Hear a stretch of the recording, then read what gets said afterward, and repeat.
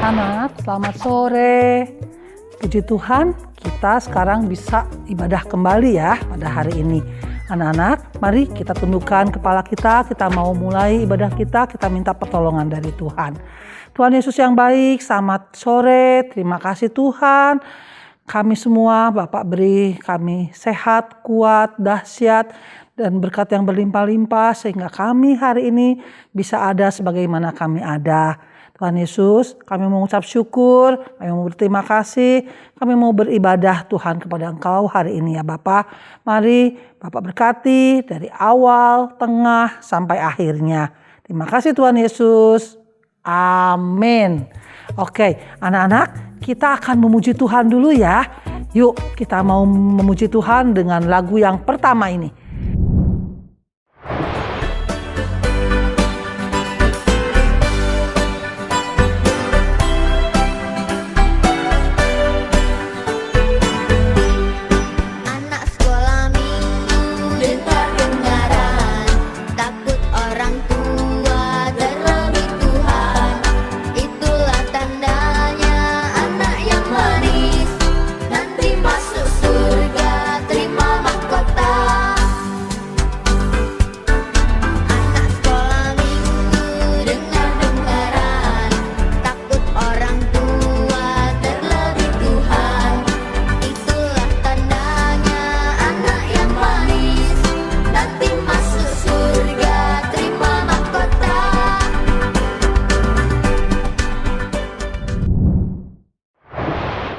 Oke, nah lagu tadi mengatakan bahwa kita harus dengar-dengaran. Apa yang mau kita dengar? Siapa yang mau kita dengar?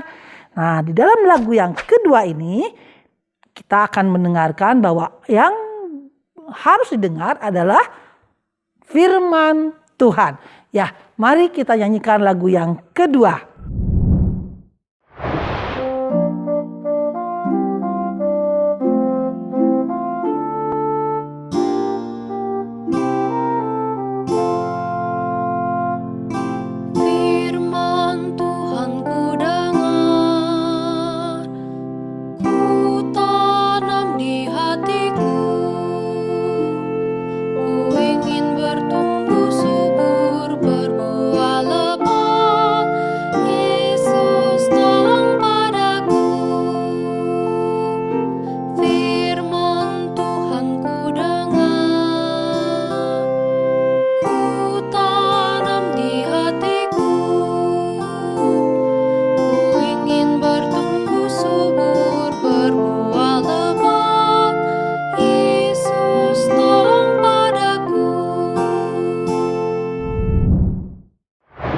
Oke, kiranya menjadi rema ya buat kita semua, anak-anak, terus dengar-dengaran pada firman Tuhan ya.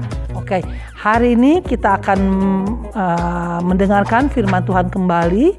Tuhan akan mengajarkan sesuatu lagi kepada kita pada hari ini. Mari kita persiapkan, anak-anak yang mau mempersiapkan Alkitabnya, dipersilahkan. Dan sekarang kita akan masuk dalam doa lagi. Mari kita berdoa. Tuhan Yesus, terima kasih untuk kami bisa memuji nama Engkau Tuhan. Lewat lagu yang tadi dinyanyikan, kami boleh ingat kembali bahwa kami harus terus mendengar akan firman-Mu. Bapa, kami sekarang mau mendengarkan kembali apa yang mau Tuhan ajarkan di dalam kehidupan kami lewat pembahasan firman Tuhan dari 1 Raja-Raja 12 sampai 14. Mari Tuhan berkati firman Tuhan ini, berkati kami yang mendengar supaya kami bisa mengerti apa yang Tuhan mau. Berkati juga Bu Aida Tuhan yang akan memaparkan firman Tuhan ini. Mari Engkau beri hikmat, akal budi yang dari Engkau. Mari Engkau berbicara langsung Tuhan lewat Bu Aida. Terima kasih Tuhan Yesus, kami siap semuanya untuk belajar firman-Mu. Terima kasih Tuhan Yesus, amin. Anak-anak, mari kita buka. Pada waktu minggu kemarin, Kak Arnold menyampaikan kepada kita semua tentang firman Tuhan di dalam 1 Raja-Raja 11. Kita akan buka sebentar. Sebelum kita buka 1 Raja-Raja 11, Bu Aida mau kita membuka di dalam 2 Samuel 7 ayat 6. Mari anak-anak kita buka 2 Samuel 7 ayat 16. Nah, ini adalah janji Tuhan kepada Raja Daud. Mari kita dengarkan ya. Keluarga dan kerajaanmu akan kokoh untuk selama-lamanya di hadapanku. Tahtamu akan kokoh untuk selama-lamanya. Untuk berapa lama? Selama-lamanya ya. Janji Tuhan ini kemudian janji Tuhan ini terus berlaku untuk anak-anak Daud ya. Semua sampai keturunan-keturunan Daud selama-lamanya. Nah, anak-anak kita mau lihat di dalam 1 Raja-Raja 11. Sesudah Daud meninggal, kemudian digantikan oleh siapa? Salomo ya. Betul, kita mau lihat dalam 1 Raja-Raja 11. Raja Salomo seperti yang kemarin disampaikan oleh Kak Arnold, bagaimana dia hidup yang mengakhiri kehidupan keimanan dia dengan tidak baik. Dia akhirnya bisa dipengaruhi oleh istri-istrinya untuk menyembah pada Allah-Allah lain, menyembah berhala. Karena itu Tuhan marah sekali dengan dengan Salomo. Kita mau buka 1 Raja-Raja 11 dari ayat 9. Sebab itu Tuhan menunjukkan murkanya kepada Salomo, sebab hatinya telah menyimpang daripada Tuhan Allah Israel yang telah 2 kali menampakkan diri kepadanya, dan yang telah memerintahkan kepadanya dalam hal ini supaya jangan mengikuti Allah-Allah lain, akan tetapi ia tidak berpegang kepada yang diperintahkan Tuhan. Di ayat 11, lalu berfirmanlah Tuhan kepada Salomo, oleh karena begitu kelakuanmu, yakni engkau tidak berpegang pada perjanjian dan segala ketetapanku yang telah kuperintahkan kepadamu, maka sesungguhnya aku akan mengoyakkan kerajaan itu daripadamu dan akan memberikannya kepada hambamu, bukan anakmu, tapi hambamu. Siapa ya hamba yang ditunjuk oleh Tuhan untuk menggantikan Salomo ini? Nah, di dalam 1 Raja-Raja 12 sebentar ya. Di dalam 1 Raja-Raja 11 ada satu nabi Allah, abdi Allah atau nabi Allah yang bernama Nabi Ahia. Dia diberikan firman oleh Tuhan. Ini di dalam 1 Raja-Raja 11 ayat 30. Kita mulai dulu dari ayat 30. Ahia memegang kain baru yang di badannya, lalu dikoyakannya menjadi 12 koyakan. Dan ia berkata kepada Yerobeam. Yerobeam ini siapa ya anak-anak? Yerobeam ini adalah pegawainya Raja Salomo, hamba dari Raja Salomo. Ahia berkata pada Yerobeam, ambillah bagimu 10 koyakan. Sebab beginilah firman Tuhan Allah Israel. Sesungguhnya aku akan mengoyakkan kerajaan itu dari tangan Salomo dan akan memberikan kepadamu 10 suku. Tetapi 1 suku akan tetap padanya oleh karena hambaku Daud dan oleh karena Yerusalem, kota yang kupilih itu dari segala suku Israel. Jadi Ahia berkata bahwa 10 suku Israel akan diberikan Tuhan kepada Yerobeam. Dan hanya 2 suku yang akan diberikan kepada keturunan dari Salomo. Betulkah apa yang difirmankan oleh Tuhan ini? Kita mau belajar dari 1 Raja-Raja 12. Mari anak-anak kita buka sekarang 1 Raja-Raja 12. Nah, sesudah Salomo meninggal, kemudian Salomo digantikan oleh Rehabeam. Ya, anaknya yang bernama Rehabeam.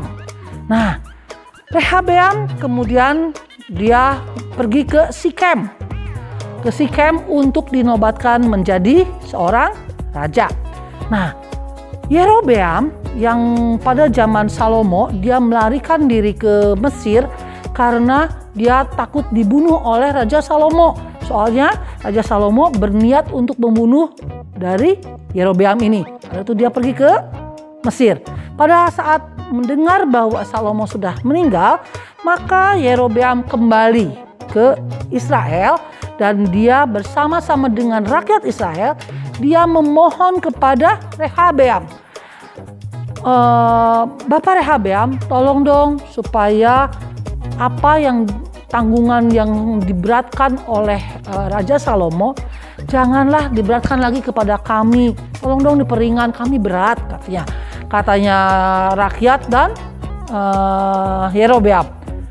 Terus Rehabeam tuh ya, kita bisa baca dari 1 Raja-Raja 12 ayat 4. Ayahmu telah memberatkan tanggungan kami, maka sekarang ringankanlah pekerjaan yang sukar yang dibebankan ayahmu dan tanggungan yang berat yang dipikulkannya kepada kami supaya kami menjadi hambamu, katanya ya. Tapi Rehabeam jawabnya gini, oke, aku terima masukan, aku terima usulmu, tapi tunggu ya, aku mau pikir-pikir dulu, katanya Rehabeam ya. Kemudian Rehabeam pergi ke sekelompok tua-tua Raja Israel. Dia bertanya, apakah yang harus saya lakukan? Bagaimana seharusnya saya memperlakukan rakyat saya? Terus tua-tua ini berkata, Rehabeam, kalau engkau mau dikasihi oleh rakyatmu, maka engkau harus menjadi hamba untuk rakyatmu. Jadi tua-tua ini mau mengatakan sesuatu bahwa Rehabeam sebaiknya di dalam menjadi raja, dia tidak boleh berkuasa dengan kekerasan. Tetapi maunya tua-tua ini, Rehabeam berkuasa dengan penuh kasih, dengan melayani. Tapi Rehabeam berkata, kayaknya kurang benar ini. No. Terus dia pergi lagi kepada orang-orang muda yang sebaya tadi pada kelompok tua-tua, yang sekarang dia pergi kepada kelompok muda yang sebaya dengan dia. Terus dia tanya lagi, apa yang harus saya lakukan terhadap rakyat saya? Orang muda ini berkata seperti ini, wah, engkau kan sudah punya power, punya kuasa. Pakai kuasa itu untuk menundukkan rakyatmu, menjadikan rakyatmu, tindas rakyatmu dengan setindas-tindasnya supaya mereka takluk, sehingga tunduk, sehingga mereka akan nurut. Dan Rehabeam mendengar kedua nasihat ini dan dia memutuskan untuk mengikuti anjuran dari yang muda, yaitu menundukkan rakyatnya dengan kekerasan. Nah, rupa-rupanya keputusan ini menjadi bibit untuk rakyat marah. Rakyat kecewa terhadap Rehabeam karena Rehabeam memperlakukan mereka lebih keras lagi. Dia bilang, kalau engkau tidak menurut kepadaku, maka bukan hanya cambuk biasa yang akan aku cambukkan kepadamu, tetapi cambuk yang berujung besi. Jadi artinya lebih berat lagi. Karena itu rakyat menjadi marah, rakyat kecewa banget. Akhirnya rakyat yang 10 suku itu, betul apa kata firman Tuhan, rakyat yang 10 suku itu akhirnya mereka memalingkan hatinya daripada Rehabeam. Mereka tidak mau lagi dipimpin oleh Rehabeam. Mereka mengambil Yerobeam. Mereka mengambil Yerobeam untuk menjadi raja bagi mereka. Firman Tuhan di dalam 1 Raja-Raja 11 tergenapi. Betul bahwa Yerobeam akhirnya diangkat menjadi raja. Dan dari sini 10 kerajaan itu koyak. Kerajaan Israel menjadi koyak, menjadi tidak utuh, koyak. Yang 10 suku mengikuti Yerobeam, mengangkat Yerobeam menjadi raja, dan hanya 2 suku saja, yaitu suku Yehuda dan suku Benyamin, yang mengangkat Rehabeam tetap menjadi raja mereka. Hanya suku kecil saja. Anak-anak, lihat bagaimana Allah yang hidup ini, Allah yang besar ini melakukan sesuatu di dalam kerajaan Israel. Anak-anak, kita mau lanjutkan lagi. Ternyata Yerobeam yang sesudah diberi oleh Allah secara gratis, secara cuma-cuma untuk boleh menjadi raja, diangkat dari dari kehambaannya, dari kepegawaiannya, kehambaannya, menjadi tinggi sekali menjadi seorang raja. Apa yang dilakukan oleh Yerobeam? Apakah dia lewat pengangkatan ini dia menjadi mengasihi Allah? Kita mau belajar ya anak-anak. Ternyata anak-anak kalau belajar dari 1 Raja-Raja 12 sampai 14, kehidupan Yerobeam luar biasa jahat anak-anak. Ternyata Yerobeam mengajak, memerintahkan rakyatnya untuk tidak takut kepada Allah Israel, Allah yang hidup. Tetapi dia membuat 2 lembu emas sebagai Allah lain yang wajib disembah oleh rakyat Israel. Dan Yerobeam tidak memperbolehkan rakyat Israel untuk pergi ke tempat, kan mesbah Tuhan pada saat itu ada di Yerusalem, di tempatnya Raja Rehabeam. Rakyat Israel tidak diperbolehkan untuk pergi mempersembahkan korban bakaran ke tempatnya Yerusalem. Tidak boleh. Jadi mereka harus mempersembahkan korban bakaran sesuai dengan apa yang Yerobeam mau. Jadi kekuasaan yang dipegang oleh Yerobeam sebagai raja, dia pakai sepakai-pakainya supaya dia benar-benar dikatakan bahwa aku ini berkuasa, aku ini raja. Apa kataku, itulah yang harus dilakukan oleh rakyatku. Dia tidak takut akan Tuhan. Dia lupa bahwa di atas dia sebagai raja ada Allah yang maha raja lagi. Dia tidak ingat itu. Dia Dia abaikan itu semua. Dan dia sendiri yang menjadikan dirinya imam untuk mempersembahkan korban bakaran itu. Yang kita tahu semua, yang harusnya sebagai imam yang boleh melakukan imam di mesbah korban bakaran adalah kaum Lewi. Tetapi Yerobeam melanggar itu semua. Dia buat si 2 patung lembu emas itu untuk dia satu ditaruh di Betel, satu ditaruh di Dan. Dan pada hari yang ditentukan, katanya hari yang ke-15. Jadi sama harinya dengan hari untuk melakukan mesbah korban bakaran yang di Israel melakukan hari itu, yang si Yerobeam pun sama melakukan di hari itu. Tahu nggak anak-anak? Dia sendiri yang naik ke mesbah bakaran itu. Dia persiapkan semua yang harusnya dilakukan oleh seorang imam, tapi dia langgar. Dia pikir kekuasaan dia bisa mengatasi semuanya. Anak-anak, Tuhan sayang sama Yerobeam. Tuhan sayang. Pada saat itu datanglah seorang abdi Allah. Seorang abdi Allah yang berani sekali menegur Yerobeam.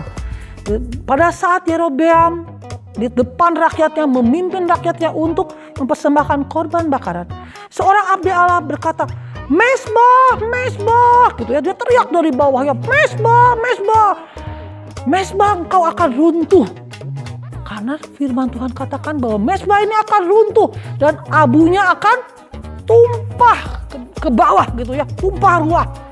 Terus Yerobeam mendengarkan, terus si abdi Allah bilangin lagi, sebelum tumpah, maka imam-imam yang melakukan mesbah korban bakaran ini akan dibabat habis sama Tuhan. Yerobeam mendengar bahwa mesbahnya akan dihancurkan, marah anak-anak. Ini Yerobeam ini luar biasa. Kalau orang ya, kalau udah dibiasakan salah, tidak mau mendengarkan firman Tuhan, tidak mau bertobat, tidak mau berbalik kembali cepat-cepat kepada Tuhan, akhirnya kebablasan anak-anak. Tahu kebablasan Kak? Kebablasan itu keterusan gitu ya, maksudnya Bu Aida, keterusan. Hatinya tambah lama tambah jauh dari Tuhan. Itu ya, waktu Tuhannya menegur Yerobeam lewat abdi Allah ini, dia marah. Beda sekali dengan Raja Daud. Raja Daud pun sama, pernah melakukan kesalahan. Tetapi Raja Daud waktu salah ditegur oleh abdi Allah, oleh Natan, dia dengar, oh iya Tuhan, saya salah. Saya mau minta ampun. Saya mau berbalik, bertobat. Kalau ini Yerobeam, enggak, terusin lagi. Dia bilang, Sambil marah dia ngacungin tangannya. Dia bilang, abdi Allah, tangkap dia, katanya gitu ya. Ke rakyatnya suruh tangkap dia, katanya. Tangannya ngacung gitu. Tahu nggak anak-anak? Tangan yang diacungkan ini tiba-tiba kaku anak-anak. Gak bisa apa-apain lagi, kaku. Gini aja bentuknya. Gak bisa dibelok-belokin, gini aja. Terus Yerobeam apa? Memohon ampun, tapi bukan memohon ampun untuk kesalahannya. Minta tolong tangan saya disembuhkan. Bukan disembuhkan hatinya, bukan disembuhkan pikirannya, tapi dia hanya minta apa? Disembuhkan tangannya. Tuhan dengar nggak? Anak-anak luar biasa loh. Tuhan sayang loh sama Yerobeam. Tuhan sabar. Waktu Yerobeam minta tolong tangannya disembuhkan, Abdi Allah tolong sembuhkan tangan saya. Tolong bilang sama Tuhan sembuhkan tangan saya. Disembuhkan nggak? Disembuhkan anak-anak.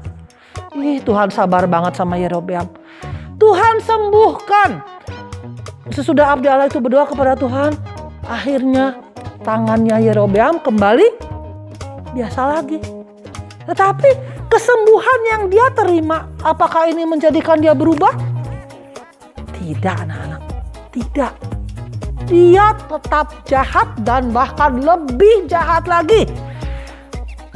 Dia mengangkat imam-imam untuk bertugas di mesbah korban bakaran yang dia buat.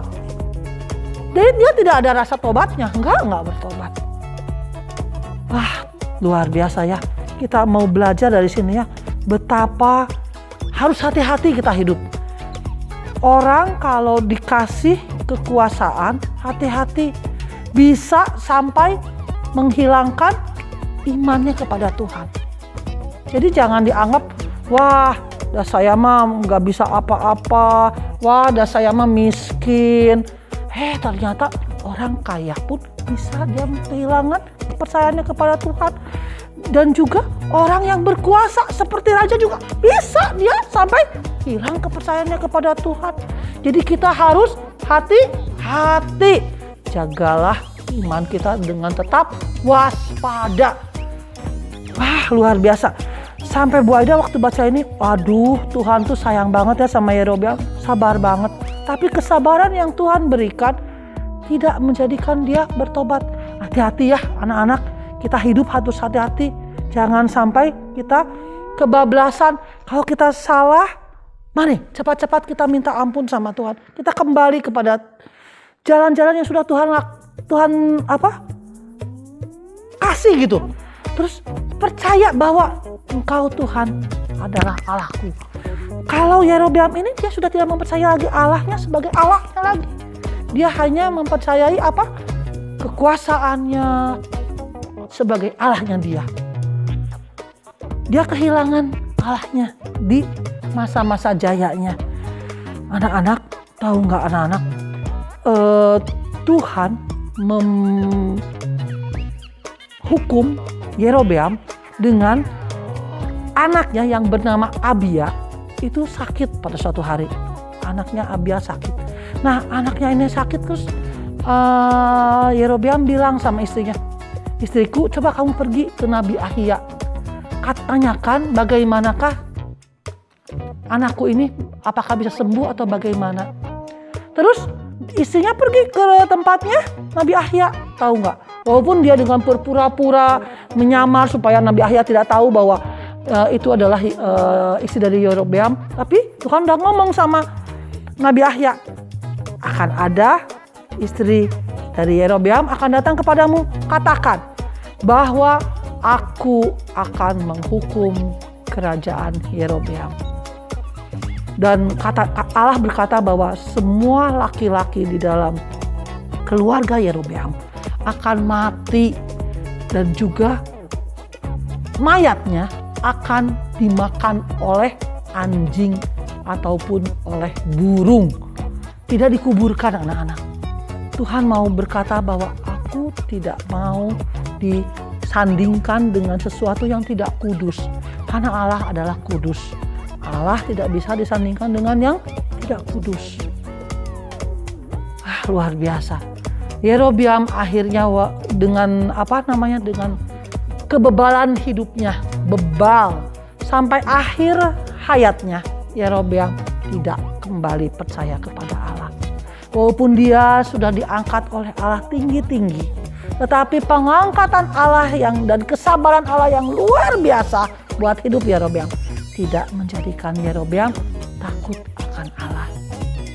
Ini menjadi perenungan buat kita ya hari ini ya anak-anak, kakak-kakak, papa-papa nih, papa-papa yang lagi juga ikut-ikutan mendengarkan acara ini. Coba kita mau berpikir saat kita diberi kuasa oleh Allah untuk menjadi orang tua, untuk menjadi kakak gitu ya. Apakah kita pakai dengan sesuatu yang takut akan Tuhan atau kita pakai dengan semena-mena? Orang tua pokoknya papa mama gak mau tahu, kamu harus gini. Sementara ada kondisi anak yang harus bagaimana tidak mau mengerti, tidak memakai tidak dengan kasih, tetapi dengan kekuasaan. Apa yang mau kita lakukan? Kakak juga ke adik, seenaknya aja. Dede ambilin ini, dede ambilin itu, masak nasi, cuci piring. Apakah seperti itu? Coba kita mau belajar lagi. Hari ini kita diingatkan oleh Tuhan lagi bahwa kalau kita mendapatkan sesuatu yang lebih tinggi, kekuasaan yang lebih tinggi, tidak dipakai untuk semena-mena, tetapi kita mau melayani yang lebih bawah dari kita dengan penuh kasih. Karena seperti Tuhan Yesus juga walaupun dia Allah, dia meninggalkan kealahannya, mau melayani kita orang-orang berdosa ini sampai dia mau mati di kayu salib untuk menebus dosa kita. Kita ini belum sampai harus mati di kayu salib untuk menjadi pelayan-pelayannya dede-dede kita. Enggak kok, enggak sampai gitu-gitunya. Kita hanya dibilang hatinya harus dengan penuh kasih. Itu aja kok, enggak berat.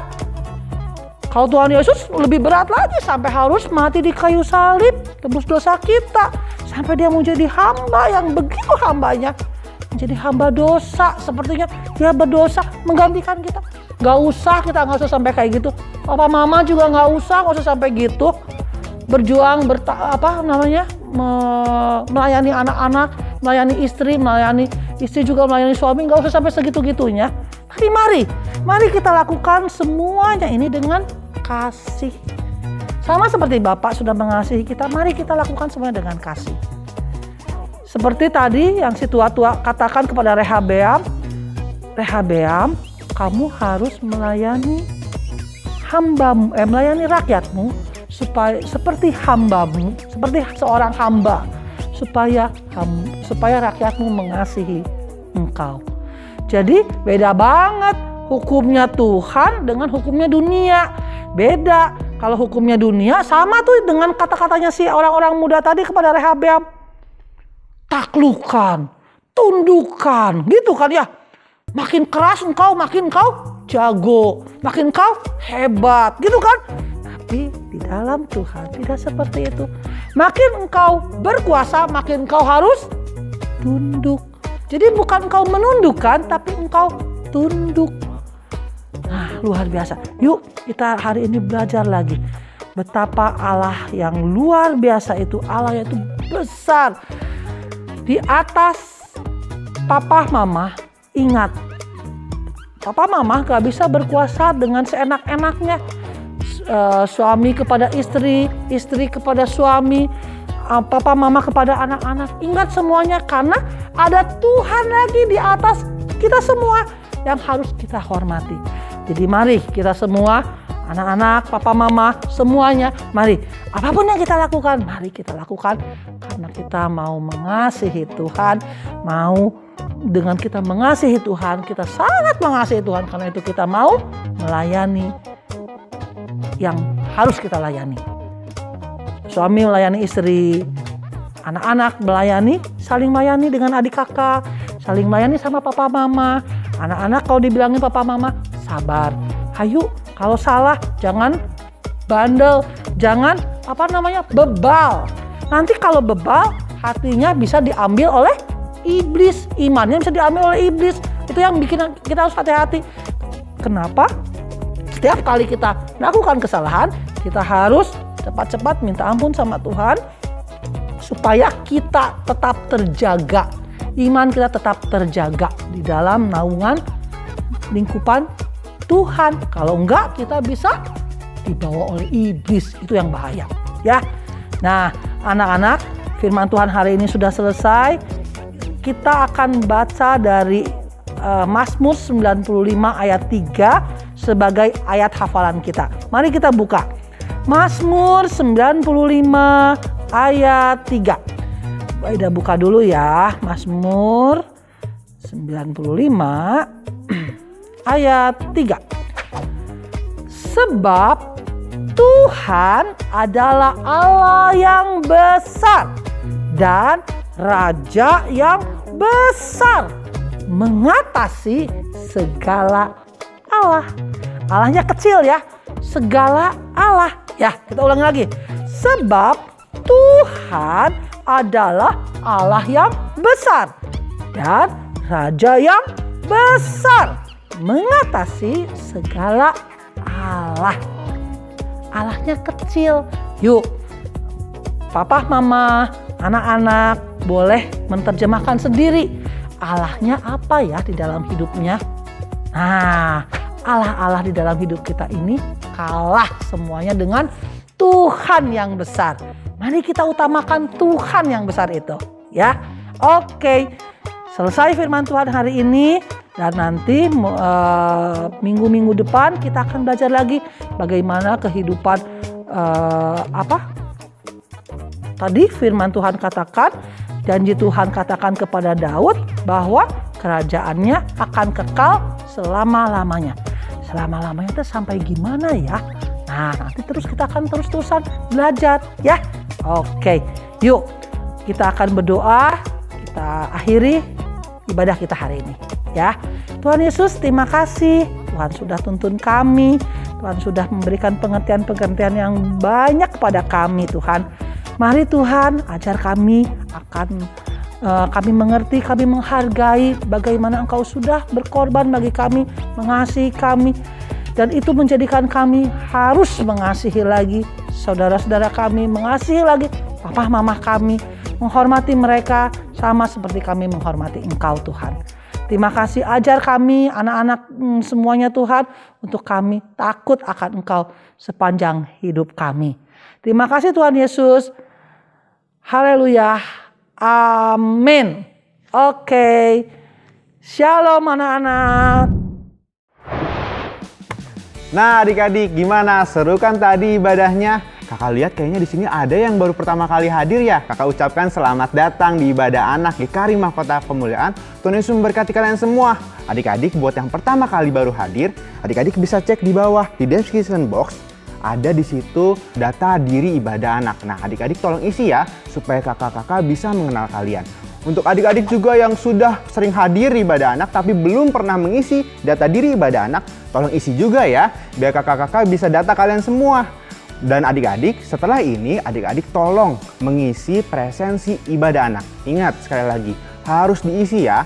Presensi ibadah anak itu diisinya setiap minggu. Tetapi kalau data diri ibadah anak cukup 1 kali.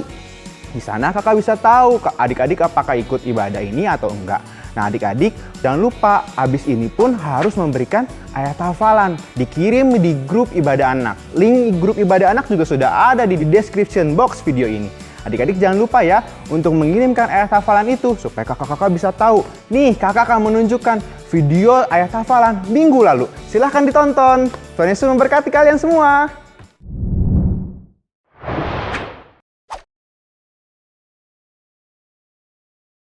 Matius 16 ayat 24. Lalu Yesus berkata kepada murid-muridnya, setiap orang yang mengikut aku, ia harus menyangkal dirinya, memikul salibnya dan mengikut aku. Terima kasih. Matius 16 ayat 24. Lalu Yesus berkata kepada murid-muridnya, setiap orang yang mau mengikut aku, ia harus menyangkal dirinya, memikul salibnya, dan mengikut aku. Matius 16 ayat 24. Lalu Yesus berkata kepada murid-muridnya, "Setiap orang yang mau mengikut aku, ia harus menyangkal dirinya, memikul salibnya, dan mengikut aku." Matius 16 ayat 24.